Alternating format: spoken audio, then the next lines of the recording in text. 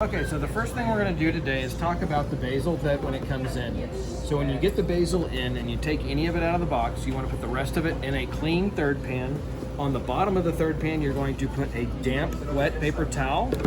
And then on top of that same third pan, you're going to put another damp, wet paper towel. This is going to help keep the basil fresher longer when it's not in a bag. Okay, we're going to be changing the way we do our margherita style pizza. Rather than doing the basil in oil, we are now going to be doing a cut basil going under the cheese. To prepare for that, we're going to layer our basil on a cutting board and stacking them on top of one another, putting your biggest leaves on the bottom. So you'll do a comfortable amount of them. You don't have to do a whole lot.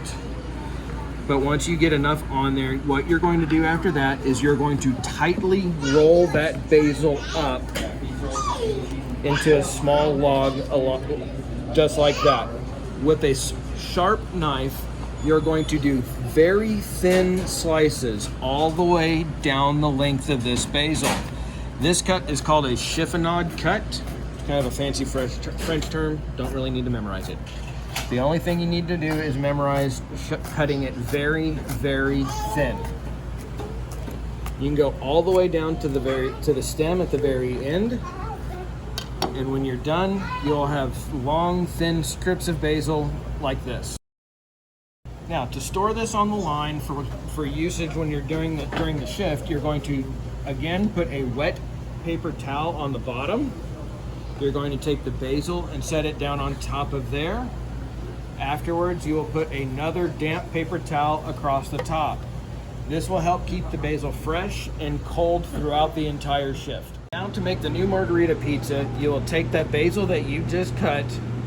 You're going to take about a teaspoon for a 10, tablespoon for a 16, and about 2 to 3 tablespoons for a 20. You want to make sure that you get an even coverage across the entire pizza, because now you're going to put cheese across the top. So just like you would, you'll zero out your scale. You'll put 3 ounces of cheese on the 10-inch pizza. Perfect. Spread it out.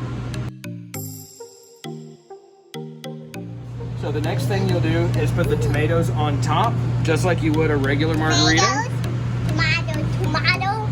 And this is ready to go in the oven. So here's the finished product. You can actually see the basil underneath the cheese. You're gonna cut it just like you would any of the sizes.